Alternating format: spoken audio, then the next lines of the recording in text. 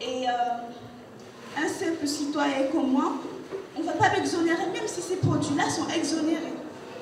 Alors que, parce que vous avez parlé concernant les... Vous avez parlé quoi? C'était quoi? Ah, les sociétés privées. Les sociétés privées. Vous avez parlé des sociétés privées. Mais là, c'est impossible qu'on puisse arriver de ces sociétés privées à cause de la douane. La douane, déjà, la douane comorienne, c'est trop difficile là-bas. Le fait les containers, ils sont très chers et c'est pas évident. C'est pas évident. Alors, même si on a un peu de ressources aux Comores, mais pas beaucoup. Donc, je me demande comment on peut faire pour arriver à cela. Comment on peut faire pour arriver à son but, ouvrir une entreprise privée. Il faut que l'État nous aide. Alors qu'apparemment, je vois pas ce que...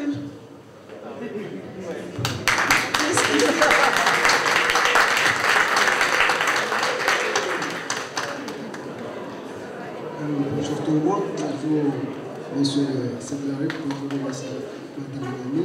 Je me présente, je m'appelle Soabri Simba, master 2 finances appliquées Marrakech. D'abord, c'est triste de dire qu'on importe des bananes alors que nos parents produisent des bananes pour manger.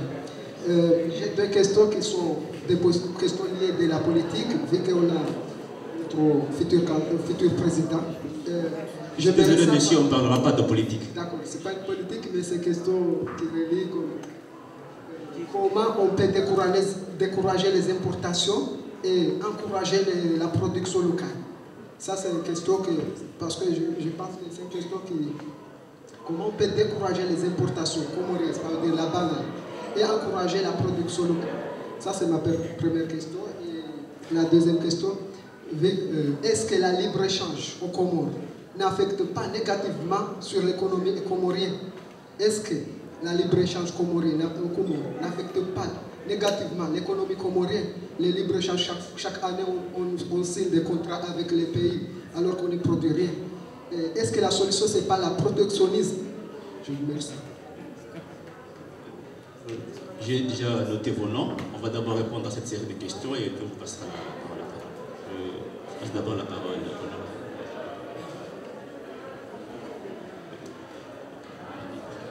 Ne vous inquiétez pas, vous savez, moi je suis brève, je ne sais pas. Je pense que ce n'est pas la même politique qu'au Comores, enfin, s'il existe la politique au Comores d'ailleurs. Et donc, je préférerais parler de ce que je connais, l'économie solidaire et sociale et solidaire, puisque l'un vers l'autre, l'un avec l'autre, ça va ensemble. Je remercie à la personne qui est à la porte, qui nous permet de temps en temps d'avoir un petit moment de répit, pour pouvoir s'entendre, puisqu'il ferme... Voilà. Je vais commencer par Samir. Comment adapter le mode social au Comores? Je crois que c'est vraiment cette question-là qui me concerne. Le mode social s'adapte partout, pas simplement au Comores. C'est une question... Je pense que la question ne devrait pas se poser dans ce sens-là. Ce sont les moyens pour adapter. Parce que la question, c'est est-ce que c'est faisable? Bien sûr que tout est faisable. En fait, tout est faisable dans la vie.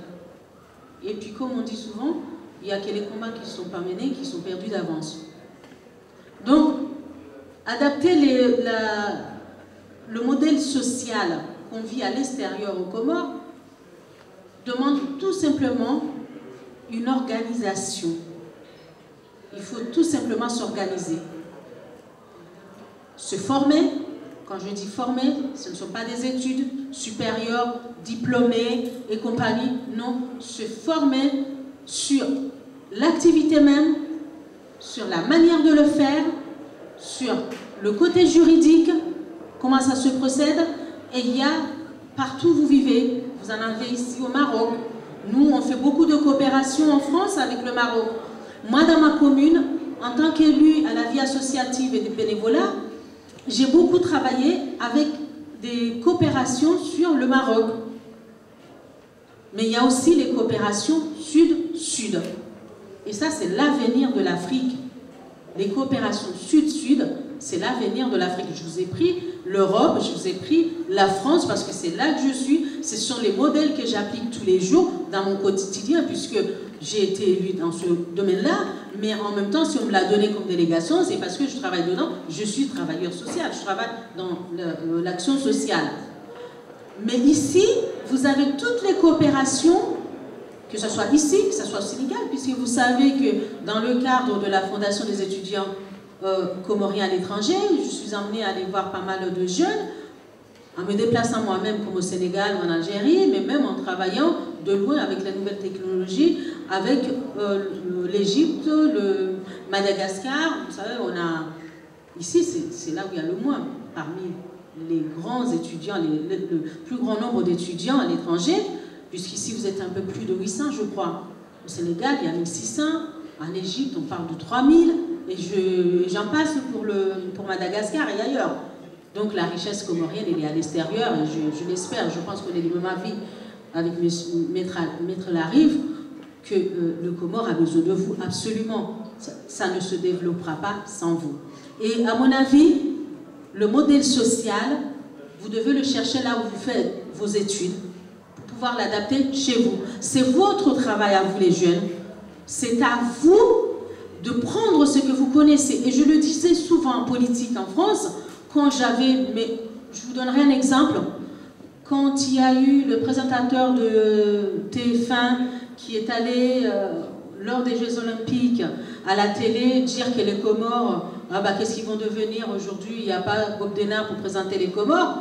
Je me suis indignée et j'ai fait une lettre ouverte, certains d'entre vous le savent, je l'ai adressée à l'État français, à Fabius et compagnie, enfin à tout le monde, en disant que j'étais choquée.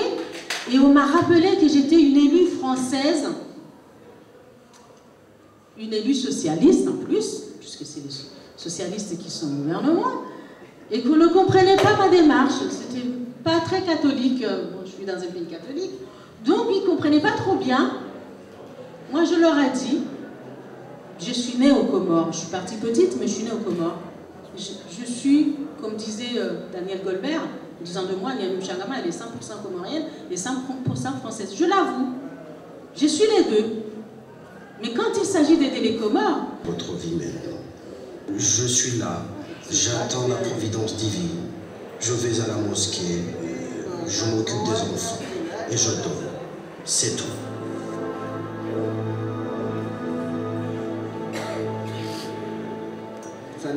J'ai commencé par être Tchora. En tant que Tchora, j'attendais que mes pères aient du travail et je me chargeais d'écoper le Jahazi. Après un certain temps, on m'a appris comment ramer. Longtemps après, ils m'ont appris à être au gouvernail. Le gouvernail sert à diriger le Jahazi. Après ça, j'ai commencé à apprendre aux jeunes comment ramer, comment placer le kileti. Le kileti, c'est un pilier placé comme ça, autour duquel on met le mchali. Le mchali est une cordelette attachée au kileti. On y met la rame pour pouvoir ramer. On tire dans ce sens, comme ça, penché, en même temps. Si c'est moi le capitaine et que je suis au gouvernail, je dois agir comme ça, pour diriger le boudre. La nostalgie est là, mêlée à une certaine douleur. Quelques années après la disparition du dernier boudre des Comores, on répète encore la gestuelle. On évoque les rôles des Baharia et des Naouda, comme pour conjurer un sort impitoyable, celui des Jahazi et des hommes de la mer, ou celui des hommes de la mer et des Jahazi. Tout ce qui est arrivé de l'extérieur dans ce pays et qui a fait que ce pays est aujourd'hui un pays est passé entre nos mains et sur nos corps, le pays a régressé. Et cela parce qu'on a détruit les loutres. Il n'y a plus de loutres dans ce pays. Les niveaux de vie des gens ont reculé. Allez voir. Nous étions environ 900 personnes. Des femmes, des enfants, les amis, tout le monde venait ici. Et lorsque les fonctionnaires n'étaient pas payés et que nous avions débarqué un peu de ciment, ils venaient nous demander prête-moi 10 000 francs. On prêtait à nos femmes.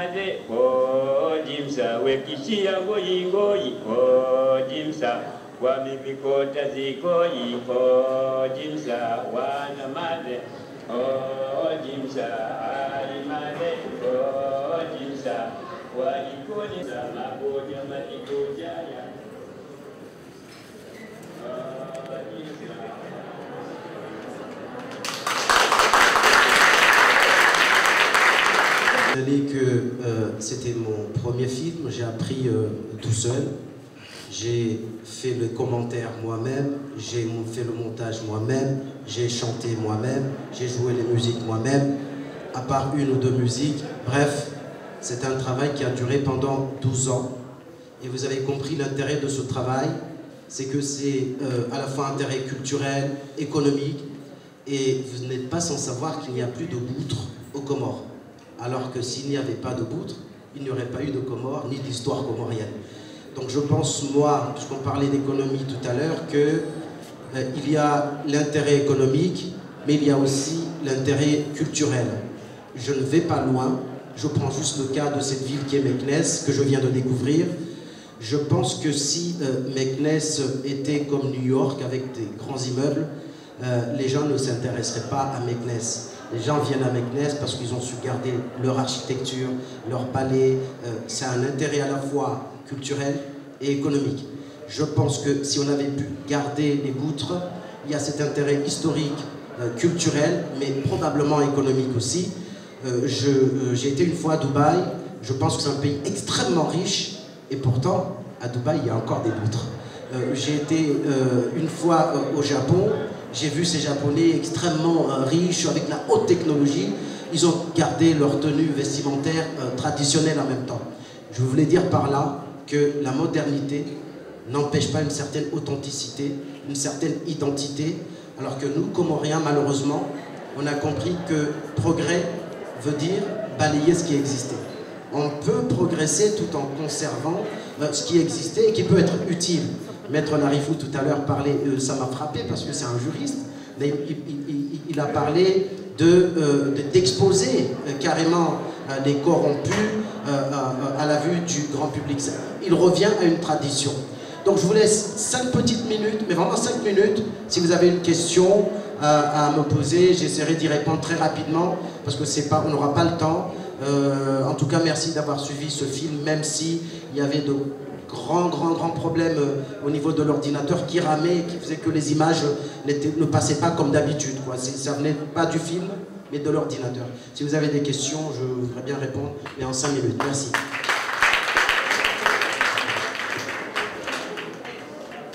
Maintenant, ça nous a fait marquer que le problème de la culturation existe déjà au Comores et ça devient un impact négatif. Je voulais justement demander, monsieur l'anthropologue, est-ce que ça ne sera pas une solution de revenir à ces traditions pour relancer notre pays dans les meilleures conditions, à votre avis? Alors, revenir aux traditions pour relancer le pays. Non, ça ne marchera pas, je pense, c'est juste un petit avis. Il ne faut pas avoir l'esprit passéiste. Il faut seulement, je pense qu'il faut seulement tirer le meilleur du passé et le transposer dans le présent pour vivre à notre époque. On ne peut pas revenir en arrière et décider que tous les hommes doivent porter des ikoïs parce qu'on portait des ikoïs. Non, on n'est plus à la période des ikoïs. On ne peut pas remettre la pratique du gungu de nos jours, mais on peut en tirer une certaine efficacité. Je prendrai l'exemple qui est très récent. J'ai fait une conférence sur un conte. Là, je parle de conte, Hallé. Et ce conte-là, le titre est... Vous voulez bien, s'il vous plaît, parler un peu moins fort? Le titre de ce conte était « La barbe ne fait pas l'imam ». C'est un conte, c'est un hal. Mais c'est un conte qui parle de l'actualité. Vous avez compris quand je dis la barbe ne fait pas l'imam. Est-ce que ce n'est pas un problème actuel? C'est un problème actuel. Alors c'est... Donc, le passé peut nous donner des enseignements, mais ce n'est pas pour autant qu'il faut revenir et dire qu'il faut vivre dans le passé. On a certes beaucoup de choses à tirer de ça. Alors, un exemple pour terminer. Les Comoriens sont en train d'installer en ce moment des mairies.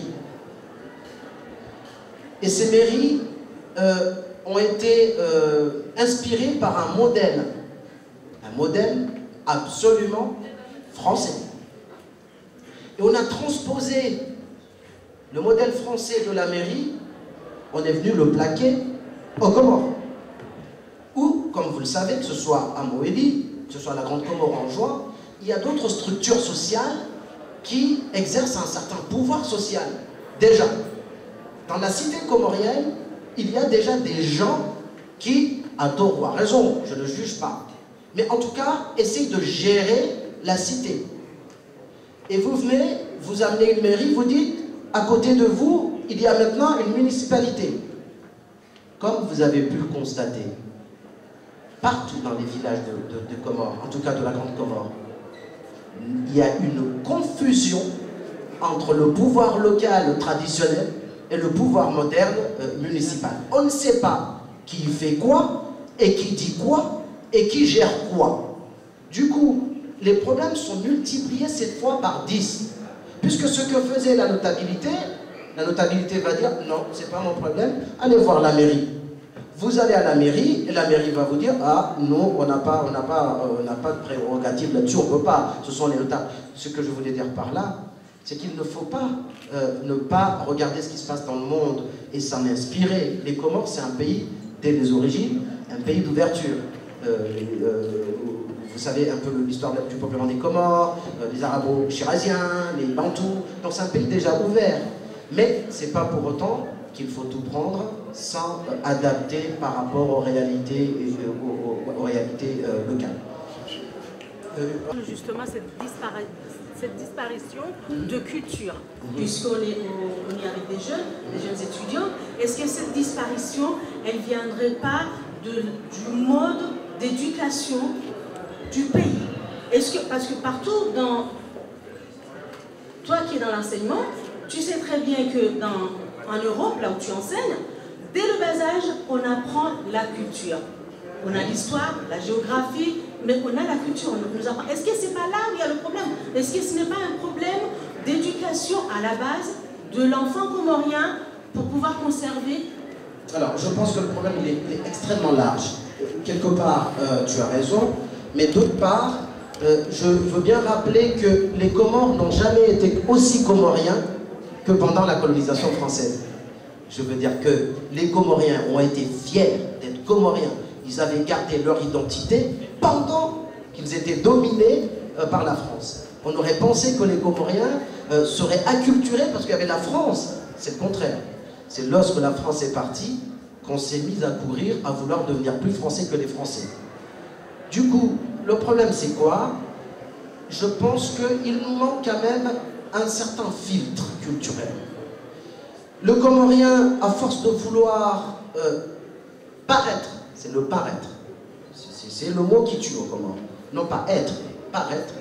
On finit par devenir, par singer, par imiter tout. Je prends juste un exemple pour résumer tout ce que tu viens de dire. La parenté, ce qu'on appelle la parenté en anthropologie.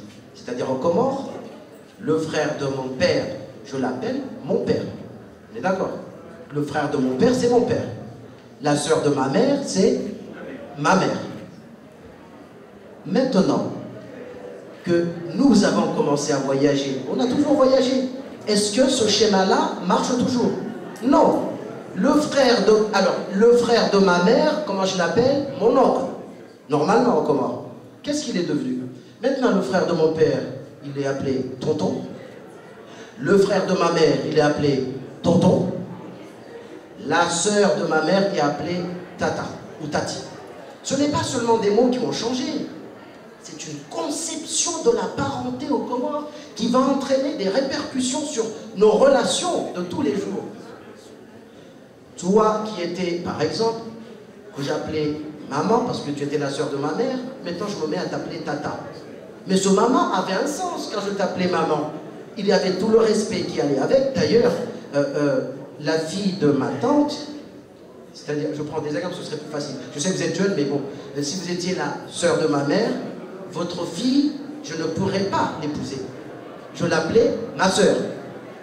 Maintenant, vous êtes devenue une tata, ça veut dire que je pourrais facilement épouser ma cousine, sans problème, parce que vous n'êtes qu'une tata. C'est juste un exemple, on n'a pas le temps, mais il y a beaucoup de choses qui font que les Comoriens doivent d'abord être fiers d'être Comoriens, c'est la première des choses. Tout ce dont on a parlé sur l'économie, le social, un peu calme s'il vous plaît, l'économie, le social, le politique, y compris le politique. Si vous n'avez pas pris conscience de votre identité, je crois qu'il y a un ami marocain qui est venu là et qui a dit « Vous ne vous connaissez même pas. Mais comment voulez-vous comprendre comment ça fonctionne si vous ne savez même pas qui vous êtes, ni votre histoire, ni votre comorianité. Vous venez apprendre des choses au Maroc, vous aurez beaucoup plus de choses sur le Maroc, et vous rentrez chez vous, vous pensez que vous allez prendre toutes ces connaissances basées sur le Maroc, les appliquer aux Comores? Non, absolument pas. Vous êtes étudiant, vous comprenez. Donc, pour terminer, je crois que nous vivons en ce moment, les Comores, une transition culturelle. On passe d'un modèle à une autre sans que les gens s'en rendent compte.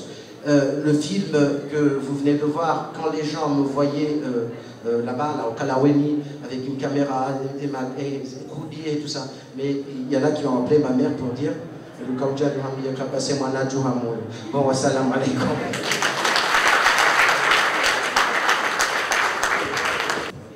Merci Wadi pour cet exposé, votre documentaire.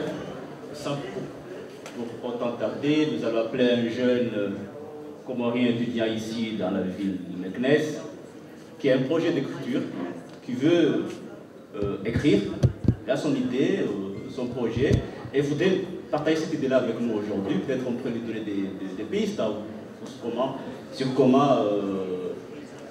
aller jusqu'à finaliser son projet. Monsieur Kamardine Issa, vous avez 15 minutes d'exposé, s'il vous plaît. Monsieur le Président de l'ACM, distingués invités, honorables assistants, assalamu alaikum wa rahmatullahi wa barakatuh. Avant de commencer de parler de mon projet, permettez-moi tout d'abord de me présenter. Je m'appelle Kamardine Issa. Je fais mes études à Etige, deuxième année en commerce international. Et cela ne m'a pas empêché d'écrire. Introduction du roman Le cercueil volant.